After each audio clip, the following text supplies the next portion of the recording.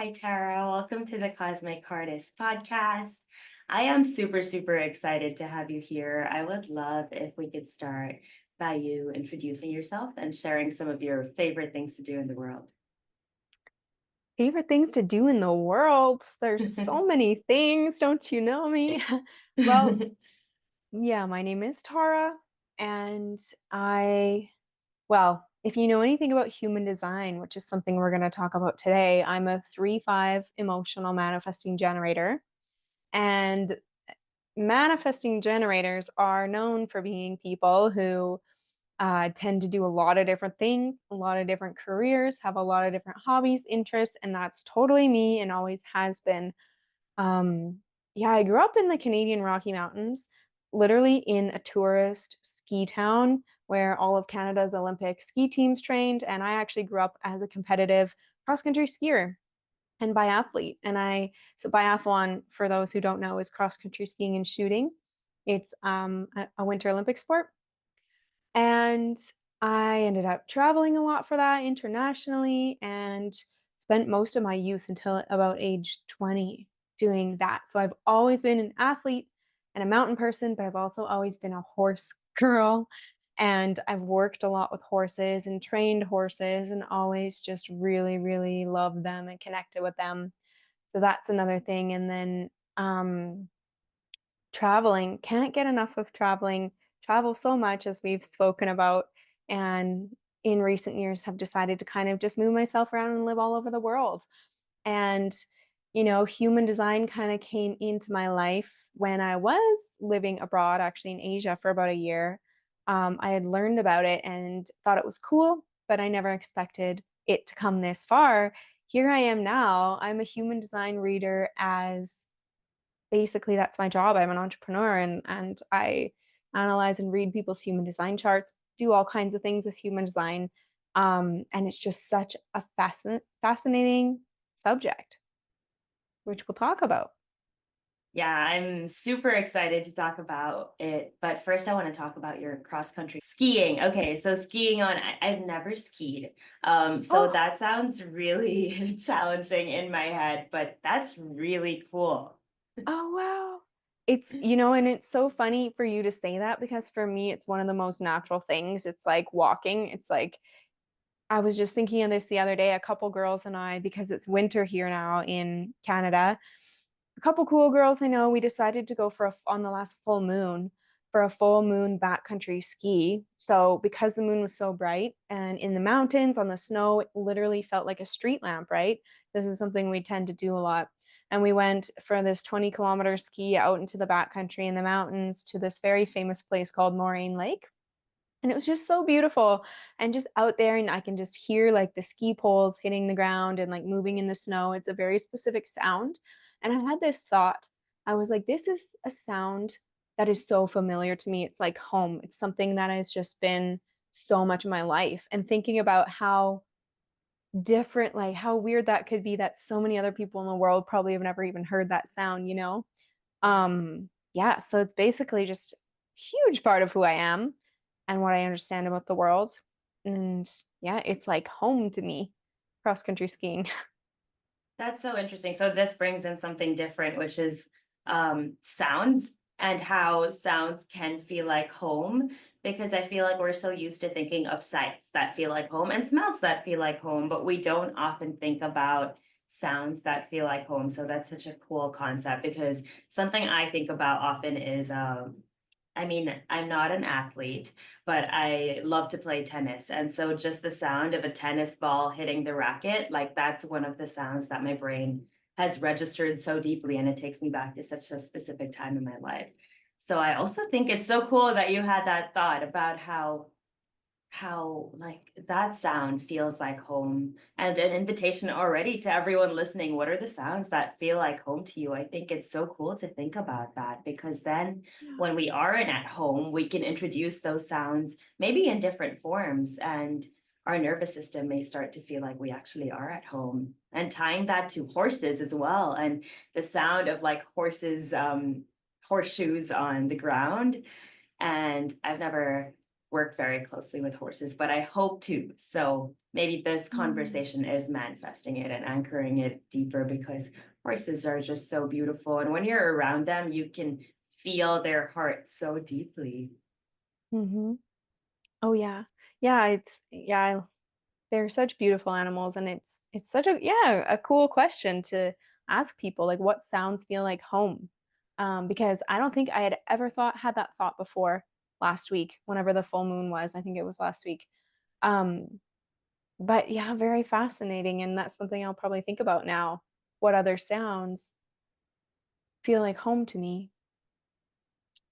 Yeah. I love that.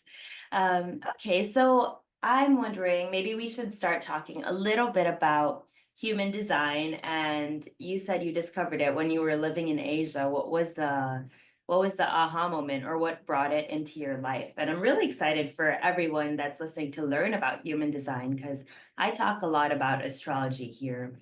And I actually feel like astrology and human design tie into each other so closely. So um, I think it's so helpful when we know not only our astrology, but also our human design and everything else. I think there is no harm in just listening or learning the different ways to get to know ourselves better. So, what is your human design story? Well, it's interesting because when I think back on this, I've been asked this question before. I don't actually remember any specific moment or example of how suddenly human design clicked for me and it was like an aha moment. I just remember this is a funny story. I was working at a circus school hostel in Pai, Thailand. If anyone's been to Pai, you know about Pai Circus, I'm sure. And I ended up just kind of living my best life, stayed there for a few months. And um, actually, my ex, who I met there, told me about human design because he had just learned about it from a man on his travels. And so it was just kind of this fascinating thing like, I'll try it, I'll see what this is about and learn a bit. And somehow, I don't remember how, but somehow that next year, I ended up doing a course with this man who was a professional human design analyst. And I just did it out of curiosity, I always like to evolve and learn and grow as a person. And so I thought, why not at least learn about this? I already find it pretty fascinating, and this group of people seems cool. And so we studied for many months together. And then the thing that happened was, I think the more I learned about human design, and by the way, this system goes so deep, most people don't even realize how many details are in there. I just couldn't believe how accurate it was, not only for me, but learning about different types, different profiles, different things in human design. I could immediately connect it in the people in my life and in the world and my family. And when I would pull up their chart, turns out I was exactly right. And everything started making sense. And fast forward, it has completely actually changed a lot of my relationships and how I relate to people, and also me as a person. And something I tell people a lot is human design has really helped me to not be able to judge people and not really be able to, sometimes people just have these quirks or these habits or these things they do or these ways that they say things that can be kind of annoying to you, especially if it's like someone in your family or someone close to you and you're just like, oh, why are they like that? Like, I don't get it. When I learned about human design and learn about how people have such different voices, people have such different things that they're designed to be motivated by, you know, people have such different ways of connecting to emotion and feeling other people's emotions, and just different different voices, different gifts, all that kind of stuff. And I could then not judge someone for being who they are because I actually understand you're supposed to be this way. And actually, now that I see the whole picture, I see how all the puzzle pieces come together. And we need each person, and we need each person to be different and be unique. And so, actually, this one, a good example is there's something in human design, in some people's human design charts, where they become such dramatic storytellers where they oftentimes dramatize the details, maybe tweak it a bit to make it a better story, maybe leave some details out, maybe add in some details that maybe weren't true. And I won't name names, but this is actually something that shows up in certain people's human design charts, and it's part of this abstract collective circuitry. Just to go back to what you said about astrology and human design and how they kind of connect, one thing that I think people don't realize about human design is that it's not a belief system.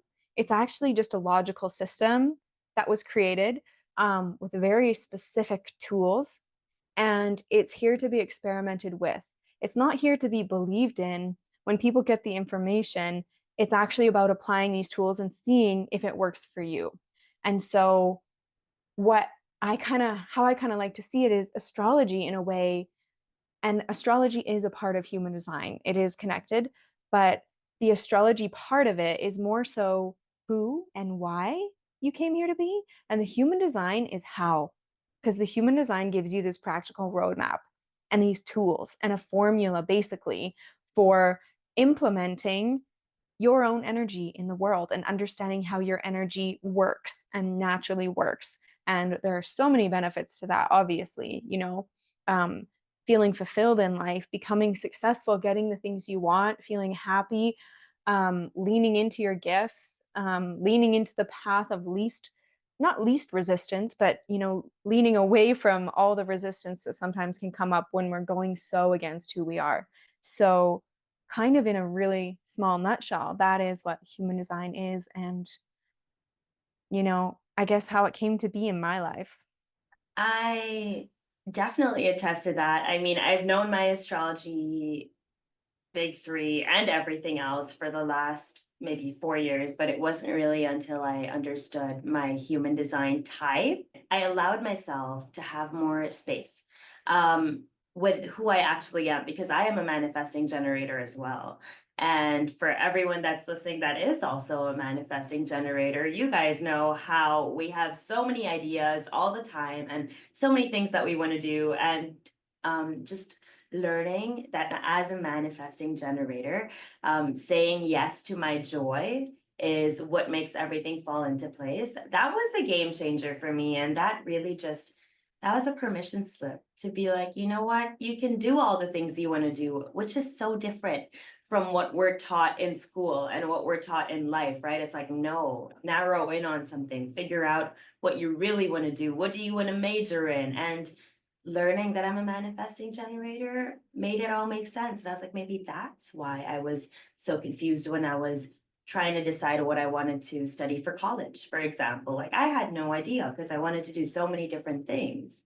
And so I think it's really cool to have this system that allows us to understand the how to go about anything that we want to do, really. And like you said, it's so specific. I tried to go in and study human design after studying astrology, and it was a lot. There are so many channels and gates and Hmm. just everything. So maybe we can dip a little bit into the basics. I think this would be a great place to get deeper into the types and just get an idea like what types make up the world. And I know that there is a certain percentage of each type that makes up the world for the world to operate or for the planet to operate optimally, but Hmm. maybe you can shed more light on this for us. Sure, I will introduce the human design energy types because at the head of human design, you know, there is so much more beneath this, but we have these five energy types, which basically everyone in the world is categorized into one of these types. And this is the first place to start. It tells you, honestly, if you learn nothing else about human design and just this, it will make the most difference in your life. And like you said, human design goes so, so deep. That's why I think a lot of people who find it interesting start to look into it and then realize this is too much for me. That's actually why it's amazing to have people who do love it and are passionate about it and have studied it who can give you readings or answer your questions, things like that, because they can tie it together. I almost feel like an artist actually tying certain things together for certain people, um, to be able to answer their questions or help them navigate life. So, when we're talking about the energy types, let me introduce them all, who they are, what the percentage is, and then what I actually find so fun is that you, all you listeners, can reflect on the people in your lives and, think about, oh, I wonder who I know who's this and this and this. And you can look up their charts maybe and see. So, we really have to start with the generators because the generator or a type, which also includes the manifesting generator, those two together make up about 70% of the people. So most of the world are generators or manifesting generators. And the thing about the generator that distinguishes them is in the human design chart, the sacral center, which is the biggest, most powerful motor center in the chart, it's the life force energy. It is only generators who have this colored in or lit up or defined, we call it. And when we have a person who has the sacral center defined, a generator type, it means that these people have a consistent access to this life force energy.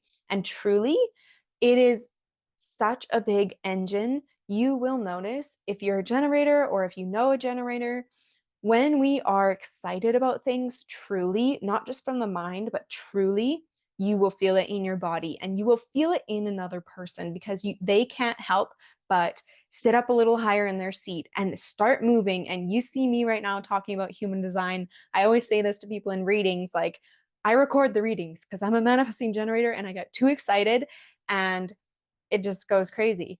And, generators are actually here to be workers. We came here to work, but not just any kind of work. Each individual person has a specific or many different things, but specific things they came here to do. Things that really, for the perfect way to say it is sets your soul on fire. And so anyone who's a generator or a manifesting generator can probably relate to that feeling when you are doing something you love so much, no matter how much energy it's taking up, you could literally do it all day. The time just passes. You're like, oh my God, where did that hour, 10 hours go? I'm just like, you're buzzing and you can't stop doing it. That is when a generator is lit up. And so the whole idea is that your journey as a generator is to lean more into the things that really light you up and away from the things that drain you. And this is where the brain and the mind and the whole logical thing can really get in the way because you can really use your mind to kind of control your life and plan out your life and say, well, I have certain goals. Maybe they're money goals, maybe they're career goals or family goals or whatever. And this is how I need to get there. And so you plan it out in your head. But what human design says is that our mind is not actually in control of our lives. It wants to be, it thinks it is. But we have this different thing inside of us that actually knows exactly what's right for us and it's going to guide us. So the next thing you would learn in your human design is what's called your authority. We won't cover that right now, but the authority is basically your decision making tool and piece of intuition that is always going to guide you personally to your own right decisions. And anyone who's a generator or a manifesting generator is, very largely guided by this sacral center that really, really will have infinite amounts of energy for the things it loves and no energy for the things it doesn't love. And this can actually be a rude awakening sometimes for us generators when you think with your mind that you really love something. Maybe it's a hobby, maybe it's like your book club that you have with your friends, or maybe it's a certain sport you've been doing, or something that makes you look good, or something that, I don't know, you just feel like is a great thing. Maybe you volunteer a lot or with a charity or something. But then you realize, I actually don't love doing this thing. Like when I wake up in the morning, I kind of wish that there was an excuse of some kind so that I didn't have to go. Or, like you wake up and it's just hard to get out of bed. You keep pressing snooze. Those kinds of things are all signs that, there is something else or somewhere else your body, your soul wants to take you towards.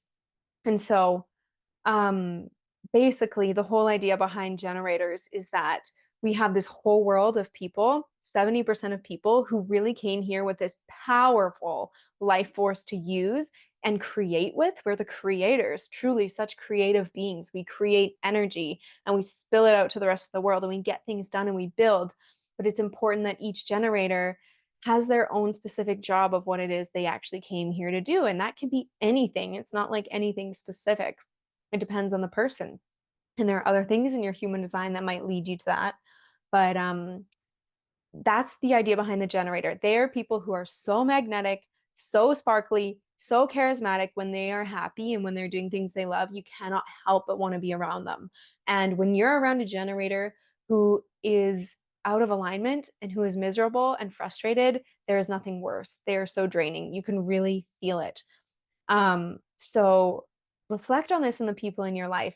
Who are those people who get so excited easily and they get revved up and they probably make noises when something excites them, like, ooh, stuff like that. Or they start eating something delicious and they do a little dance and make noises.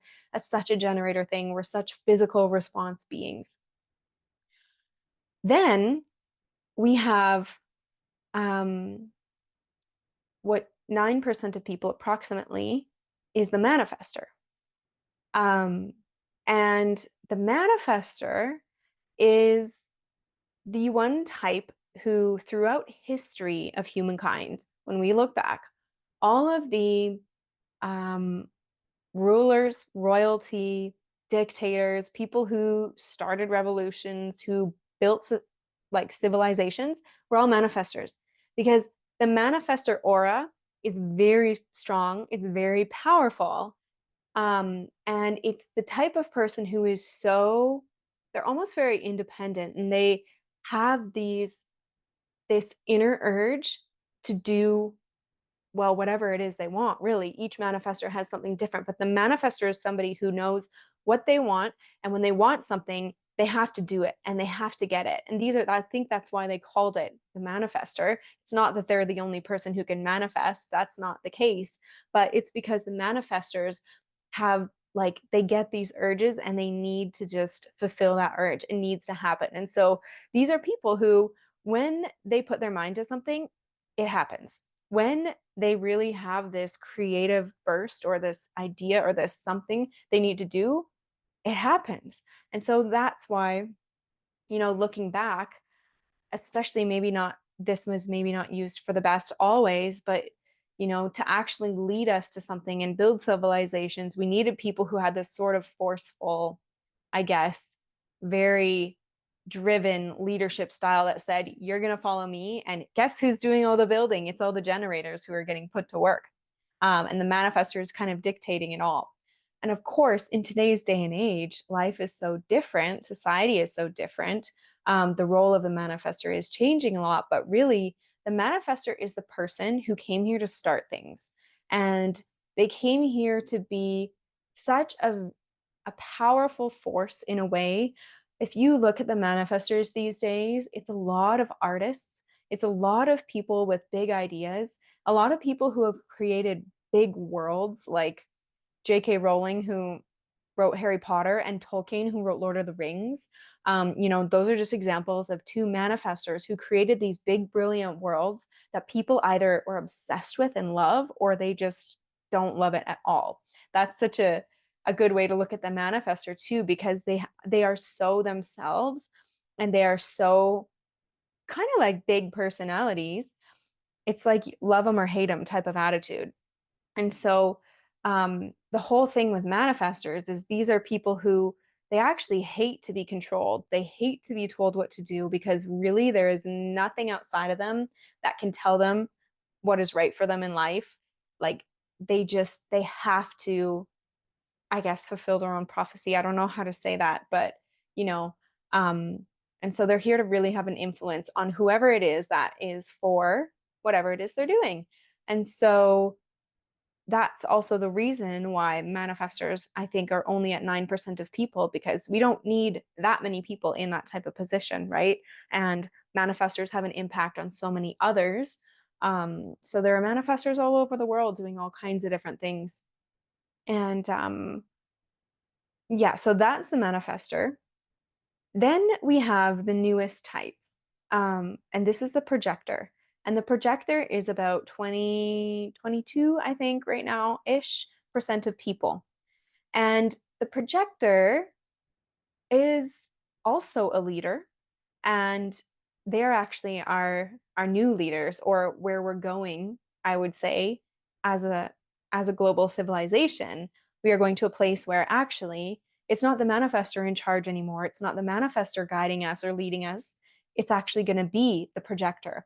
I feel like we're still in that shift, um, because truly projectors have only really been around since 1781, which seems like a long time, but on the grand scheme of things, it's not.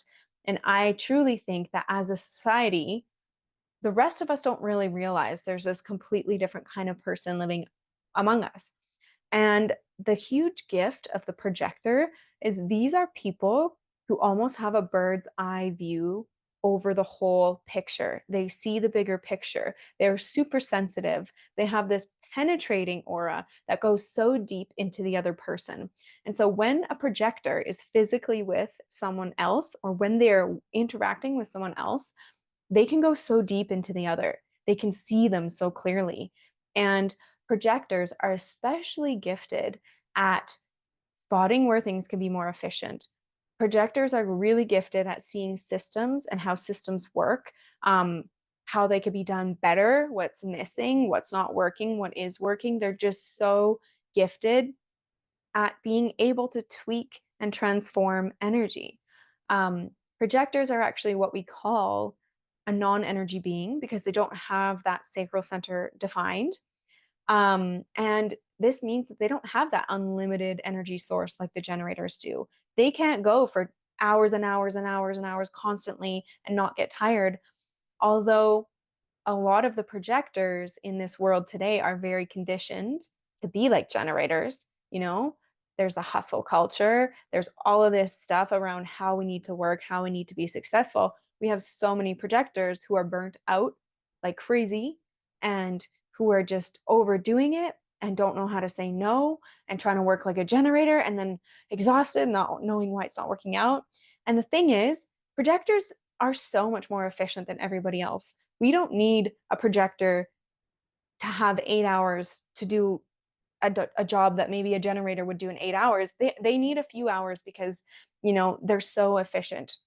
And so projectors in themselves, they have this whole other way of being, this whole other way of interacting with others, different ways that they, different love languages, all the types really have all of these different ways they like to be treated and appreciated. And the biggest thing for projectors is they want to be seen and valued in this world.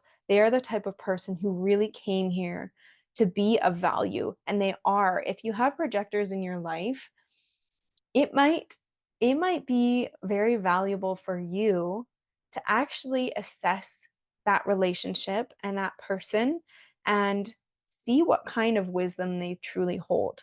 Projectors tend to give a lot of advice, or they want to give advice. And this is where the trick is. And this is where actually all the work needs to be done right now at this specific time. Because projectors know they're here to share. It's not always received well, or people aren't ready to hear it. People don't truly know how much value the projector is bringing. So we don't really give them that space. And so this is a whole thing that not only projectors need to work on, but all of us need to be able to see that there are these people. Again, they all have their own specific roles and skill sets and interests and things that they came here to be guides on, and whatever it might be. But really, that's what the projector came here to do. And I see our future being a place that is, well, led to by the projectors, because they really can see all the shortcuts. They can see how we can play better together. They see what needs tweaking, what needs transmuting, all that kind of stuff. And so they're very beautiful people.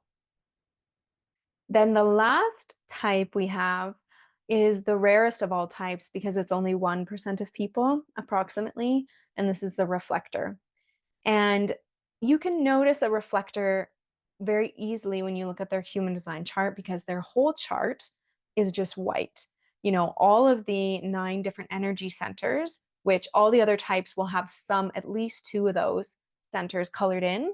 The reflector is the only type that has all of those 9 centers white. Reflectors, because they have their entire chart open, that all their 9 energy centers undefined, this means that they take in the others deeply in all of those places.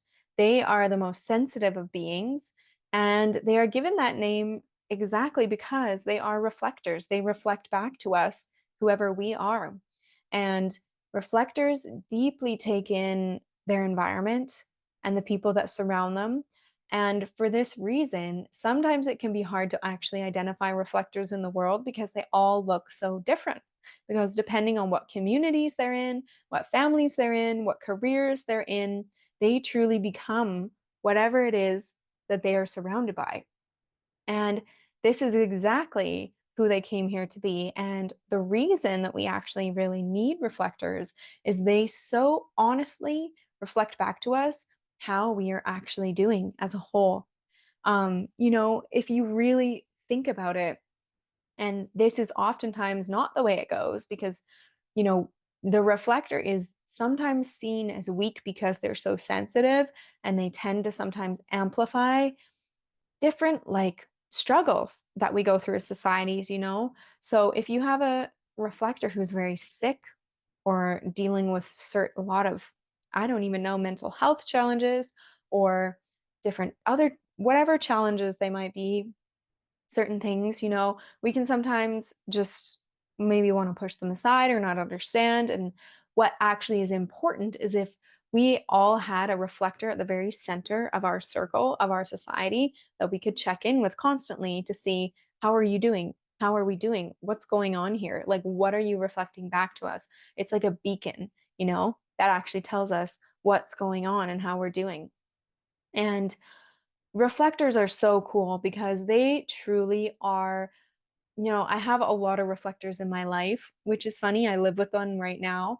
And I just find reflectors to be some of the purest souls, the purest people, because really they just have this like other sense to them where they just get you. It doesn't matter who you are, what you're going through. When you meet a reflector, that is shown back to you. You feel so seen. You feel so validated. You feel so understood.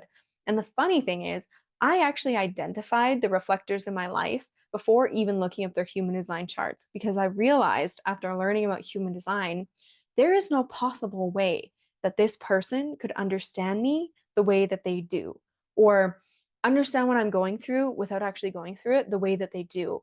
And I have so many cool stories I could share, but I've really had these experiences where I noticed the reflectors truly reflecting me. And um, it's just fascinating to be around them because, depending on the way you feel about yourself, you might have certain feelings about the reflector. Or if there are certain things you don't like in yourself, you might see that in the reflector and put it on them and, feel like they're a bad person or there are things you don't like. And it's kind of a funny awakening to realize, maybe there's something inside of me that I need to look at. Um, Reflectors are incredibly passionate people, or sorry, not passionate, compassionate. They can be passionate too, I guess, but they're incredibly compassionate people. And I think what oftentimes happens is most reflectors tend to have a lot of people coming to them for support because people naturally just feel held and understood and accepted by reflectors. Oftentimes we go to them because they give great advice. They can tell us what's up, they can feel what's going on with us. And it can be this like such loving hug, just to feel supported and seen like that. And it's important to have that. But it's also really important for the reflector to have boundaries because they're also a non energy being, just like the projector, and they can tend to overgive. And if they say yes to everyone who wants to come, and have a shoulder to cry on, then they're going to have a full, complete schedule and not have any time for themselves. And, the reflectors didn't actually come here to do the fixing for you. They came here to show you the truth, to shine a light back on yourself. That's really what the reflector came here for. And so, this is another interesting thing. If you have reflectors in your life, um, get to know them and try and see, what you know of this person if it's actually them or if it's a reflection of you that you're putting on them. Because that's another thing I find is that reflectors sometimes can feel a bit isolated and lonely and almost like they're on the side of things because they don't actually feel seen for who they really are. They oftentimes get seen for whatever the rest of us, see that they are. And that's another thing too, is these are such beautiful people who have personalities and souls and purposes of their own and gifts of their own. Um, and they also need to be valued and seen for who they really are. And yeah, it's fascinating to really have a relationship with a reflector. And I would definitely recommend to everyone to really find the reflectors in your life and get to know them. And yeah, that's really a very quick summary of all the types, but when you put it all together, you kind of see how each different person, although we have so many similarities and differences, we really all have a very specific role in this world, And it doesn't matter. You could have all five of those types who are doctors, but each of those doctors is going to have a different impact on their career, on the role of what it means to be a doctor, on the way they manage that position, on the way they manage that career, on the impact they're here to have. You can really see how we can all be anything, but really, we all kind of have this different flavor of who we are. Oh my gosh, that was so comprehensive and so helpful, actually. So thank you for explaining all those types. I know that was a lot of talking for you, so I appreciate that. And I think this makes me have so much more compassion for reflectors and just realizing that, it makes me think of Libra energy, which really quickly, would you share with us your sun, moon, rising? Because I know there's Libra in there. Yeah, my son is Pisces. I think I have a Libra moon and a Cancer rising. Yes, that's what it is. Got you. Okay, so it makes me think of Libra energy, like reflector energy, just kind of mirroring back and being there to just show you what's going on. Um, and we can put it on that kind of energy to be like, it's your fault that I'm doing this. But then when we disconnect and when we actually look at ourselves, we're like, wait, it's my fault that I'm doing this. Thank you for showing me. And I think it's so cool that they can feel us in this deeper way because we are moving towards a world where we are sharing more of what we feel. And as we are sharing more of what we feel, we kind of need the people that are able to um, receive it and sit with us in it rather than, I mean, because I'm just thinking about the difference between how a generator would hold something and how a reflector would hold something. And for a generator, I feel like it would be more like, okay, that's how you're feeling. How can we fix it? How can we change it? Versus if it's a reflector, it's like, I'm just sitting with you in this feeling. And then a projector would be more like, okay, this is how we can work on this feeling together, rather than a Mm. generator, which is like, it's like this. This is what you do. This is step one, step two, step three. Is it like that? That's a really interesting reflection. Yeah, I guess I would say that sounds like it, it could definitely go that way for sure, you know? Um, yeah, we definitely, yeah, yeah, and the projectors are very good fixers as well. Like they do want to, they're problem solvers. They want to be here to help fix. And it's true, the generators are probably just like, okay, well, let's just make it all good again so that we can go out and play, Yeah. so we can have Yeah. fun. That's what the generators want. And what would the manifestors be doing in that situation? More like Interesting. delegating? Maybe this isn't, I've never thought about it this way. And I mean, it could go many ways for sure. But yeah, the manifester, depending on the person, I mean, they can also be quite compassionate people. Sometimes, though, they can be very hard-headed and they're like, well, I'm doing my thing. Or, like, yeah, delegating, that could be another good way to put it.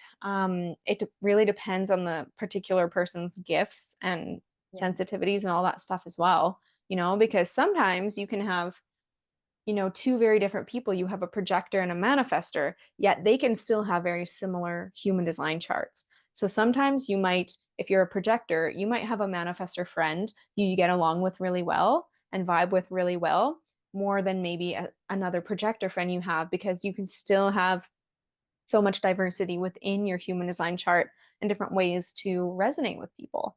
Um, but yeah, but still there are those base foundation sort of qualities that each of us has as our certain types. So I love the way that you put that in the problem solving scenario. Because I'm just trying to think about myself, right? And I'm a manifesting generator, but I've been told that I have projector energy when I've done HD readings, maybe Mm, because I have a 5-1 profile, which mm, I don't know, maybe gives off projector energy. But so I'm trying to think about when someone comes to me with a problem or with something very emotional, how do I handle it? And sometimes it's let's sit with it, but most of the time it's okay, what can we do? What can we put in place to kind of change this? And then like with my husband, for example, it's often like I just have to sit with how I'm feeling and I just have to feel how I feel. And he's a manifesting generator as well. So this is what you said, that it really depends circumstance to circumstance. And I think, of course, everything else that makes up of our chart, because the type is just one aspect, right? I feel like it's just dipping our toes in. And then once our toes are in, it's like, okay, these are all the many different things that you can go deeper into. So now that our mhm. toes are in, I know this is a podcast and we're not trying to go too long, but I'm curious to know, well, first of all, if someone's listening to this and they're like, I'm intrigued, I want to know my type, what would it take for them to know it, their date, time, and place of birth, just like they would search for a astrology chart, right? Exactly, yeah, and you can just Google, like, "Get my human design chart," and there's a bunch of different websites you can get it. It's always free. You just put in, your birth date, and you do need the specific time. If you don't have the time to the exact minute, you can try different times, but there are things in your human design chart that even, like, a couple minutes difference can change. So check. Like, me, for example, it's very, very un very odd. My whole birth date, nothing really changes, but I know other people who, depending on the time on that day they were born, they could either be a generator or a projector or a manifestor, you know? So it is good to have your exact birth time if you can, and the Got place you. of birth too. Yeah. Yeah. Okay. And after we know our type, what would you say is the second most important thing to know? I would say there are three most important things to know. And so let's talk about all three of those. So the first being the energy type. The second would be your authority. As I was saying before, the authority is your decision making tool. And this, you know, this is a certain way that you are able to make decisions for yourself and figure things out in a way that works specifically for you. And the way that authority works is actually about half of the people in the world have emotional authority, is what we call emotional authority. I'm one of those people. I don't know about you, but anybody who has a colored in emotional center, the solar plexus center in their chart, automatically has emotional authority. And this is probably a whole other conversation and actually something that I'm planning on doing a course on or like a seminar because it's, I think, really misunderstood. But, people who have emotional authority, really have these big emotional waves. And sometimes we actually feel like the other people are the really emotional ones because they're sensitive and they reflect, like the reflector, they reflect our emotional energy, and we don't even realize we're the ones bringing the emotional energy. But we go through these emotional waves, and we really need to give ourselves time to make decisions, tap into our emotions, and wait out the waves. Then, you know, it can get really complicated, but it goes down the line of priority with different authorities. So, if we're talking about generators and manifesting generators, there's only two options. They're either going to have emotional authority or they're going to have sacral authority. So, any of the generators who don't have a colored in emotional center, they're going to be sacral authority. And that's what I was saying, at the beginning, talking about generators is really it's about that physical response, that physical life force energy being turned on or not, that really helps guide you to making your decisions. Um, and I will talk about this when I give readings to people. If you're an emotional manifesting generator like I am, yes, you have emotional authority, but it's still important to pay attention to that sacral. So there are all these different things that can be involved. And then you have, all of the other types, like the projectors actually are the most diverse type. They can have the most different amounts, I guess, of authorities. They can have many different authorities. Manifestors have a couple as well. And then, of course, the reflector, because it doesn't have anything colored in, they don't actually necessarily have an inner authority. They have a very different way things work for them. So, that probably raises a lot of questions for people. And that's why I said I think that's a bigger conversation. Authority is definitely one of the big things to learn about first, because it is one of the most practical tools that you can use to actually help yourself today. And then the third thing, so this would be your human design big three, would be your profile. And if you've ever seen your human design chart or you've gotten a human design reading, the profile is two different numbers. It'll be one number slash another number. And there are 12 different profiles made up of six different lines. So numbers 1 to 6. And for me, for an example, I'm a 3-5. You are a 5-1. And you can have all different combinations, like the 6-2 and the 6-3 and the 1-4 and the 2-4.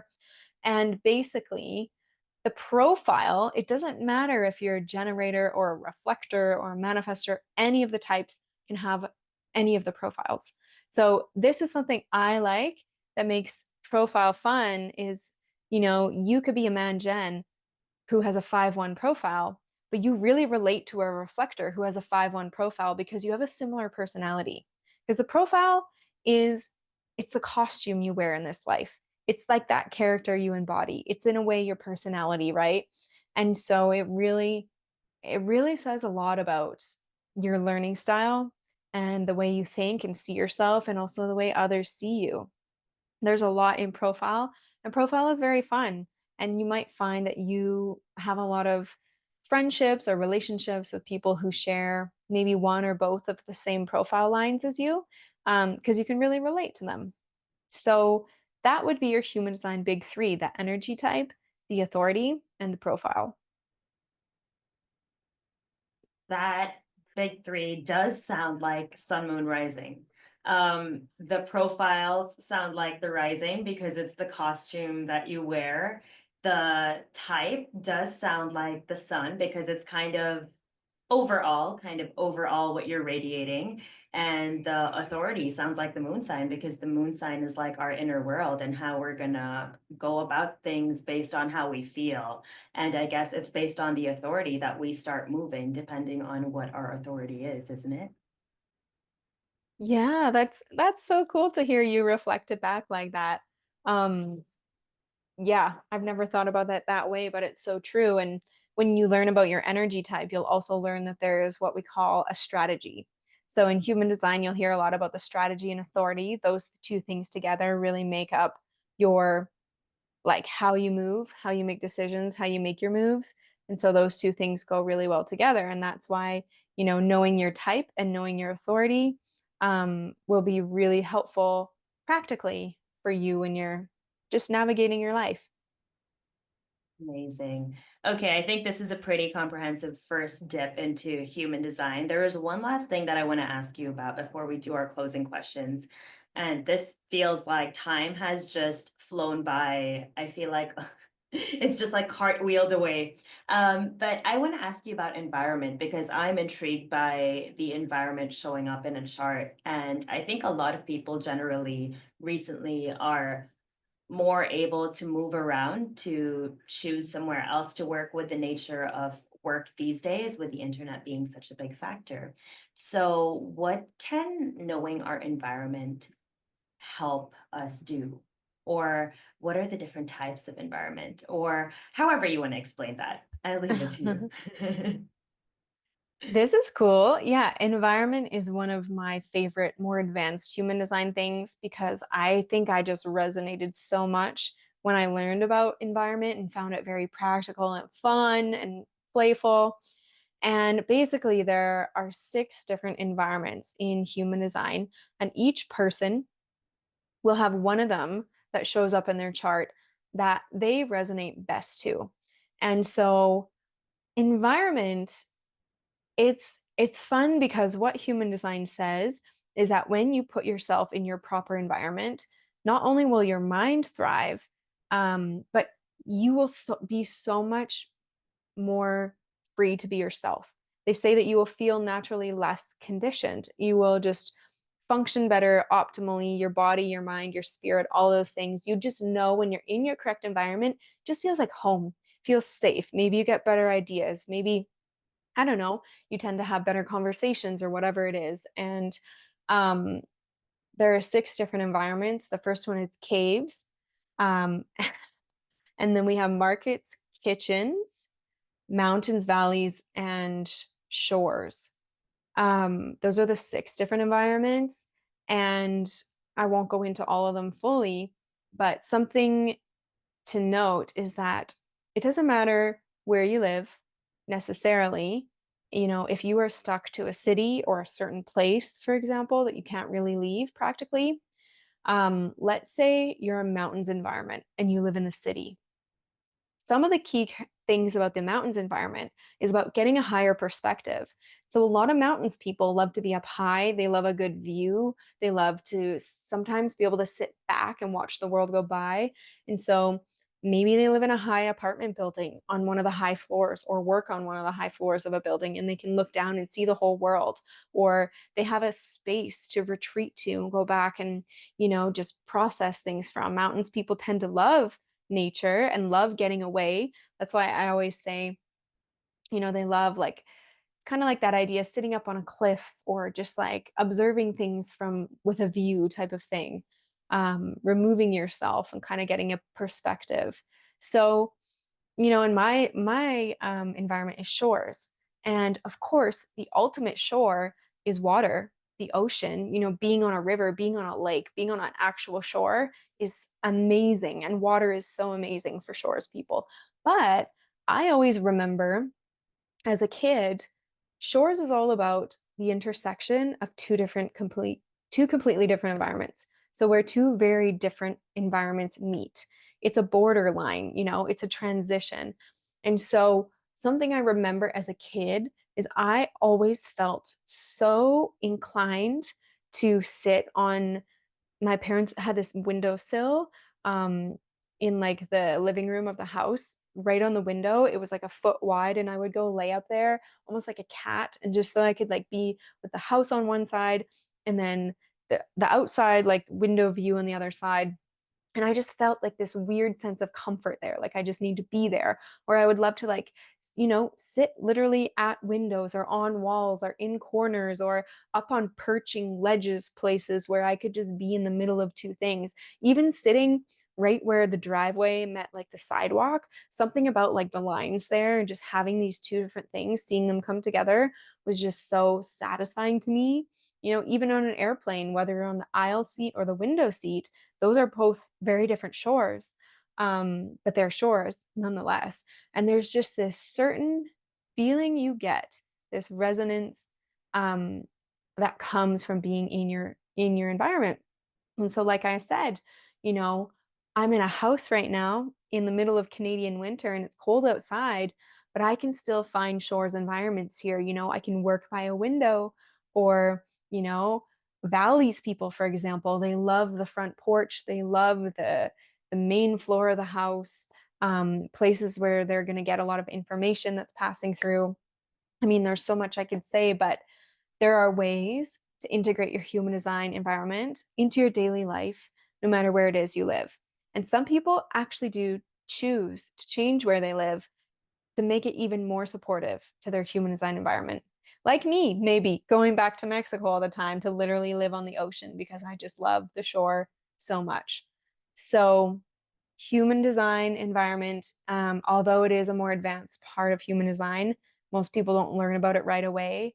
It can be fun to dabble in and have some fun with. And if anyone's curious, I made this environment guide last year, which I had so much fun designing. And it kind of talks about the 6 different environments and just how to experiment with them. I love how you put that because it just takes being creative. I love how you said like it doesn't have to be a shore per se. It can be a place where two things come together.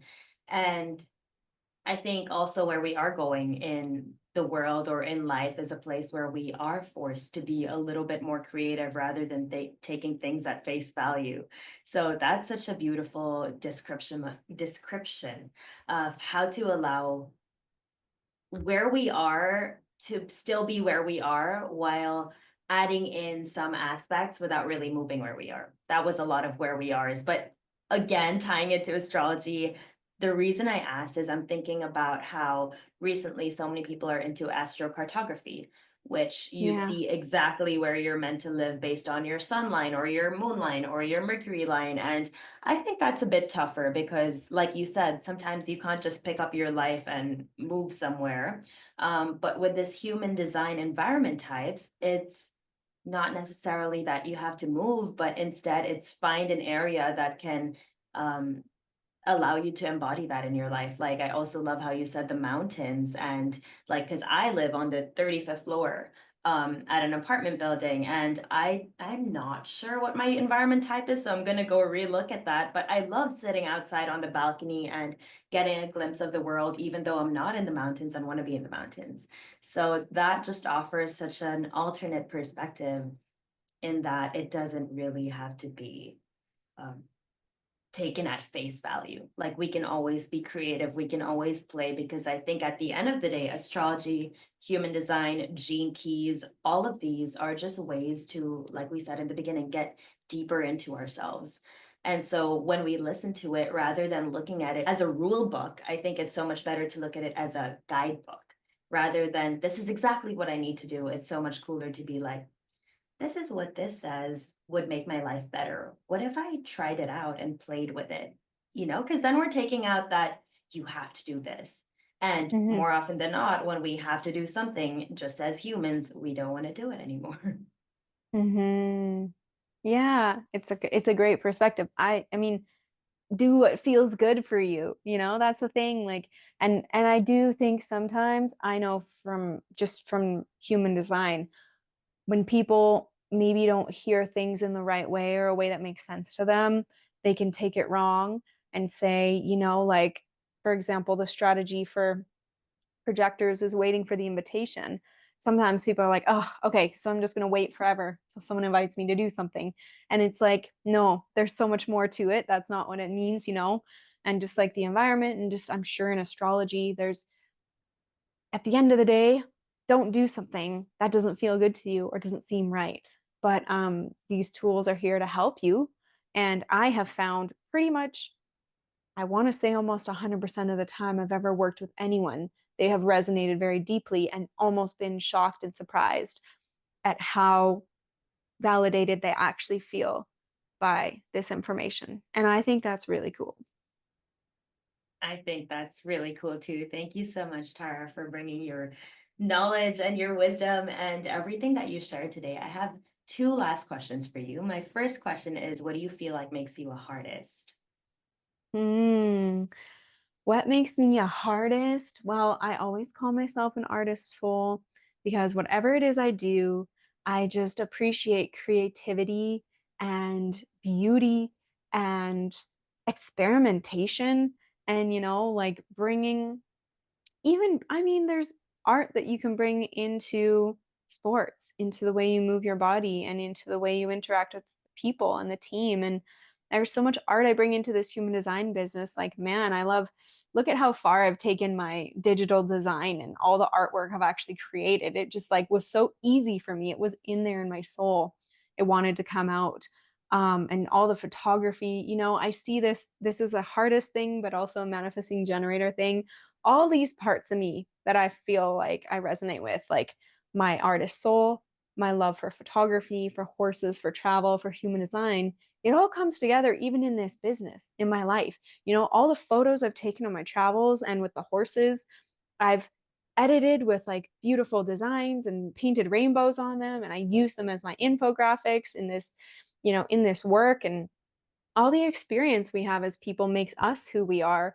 And so even when you're looking at like, who do I want to learn human design from or astrology from, or who do I want to hire as a coach or a teacher? It's like, what person and their skill set and their life experiences and their soul and their personality do you resonate with? Do you find, to be empowering, whatever it is? So I guess being a artist is just embracing all the different parts of your heart and allowing them to come together to create whatever uniqueness that is that you came here to create, and not letting yourself be limited by your beliefs or other people's beliefs, but just letting see what happens. Such a beautiful description. So if people want to access your artistry and work with you and learn more about human design and everything else that you have to share, where can they find you and how can they work with you? Well, people can always reach out to me and find me on mangenmagic. That's my Instagram page. And I also have TikTok, man.gen.magic. But you can also email me, mangenmagic@gmail.com. And I have a website, tarahbelle.com, which you can find all of that even through my Instagram. I feel like that's the easiest place. Um, yeah, and I mean, even if you're just enjoyed this conversation or you just want to say hi or you're curious, I love hearing from people, truly. I love hearing your thoughts. What you what you got out of this conversation, what interested you, what your experiences are. So I always love hearing from people. And honestly, I feel so truly grateful for being able to work with people in the way I do. Human design readings and even the mentorship program. It's like it just fulfills me so much. And people are always so grateful to be there, but I'm like just as happy to be there because I love connecting with people. I'm such an intimate person. So, yeah, I love that. So please reach out if you're listening to this and you want to say hi. Amazing. Thank you so much, Tara. I know I was initially intimidated to reach out because I was like, you're so cool, and I don't know if you would respond. But then I shot my shot and asked you if you wanted to be on here, and you so graciously said yes. And it was right before your trip to Japan and to Singapore and to India. But somehow you still said yes. And it was so fun because I got to keep up with your travels, which you share about so beautifully. And I'm still looking forward to hearing about the truth or dares that you did in India. Oh, yeah. Yeah, I'll be sharing that. That's true. But other than that, thank you so much for being here. I really appreciate you coming on and sharing your authenticity and sharing your wisdom on human design. I appreciate you. Thank you for giving me this space to co create with you. I appreciate you too.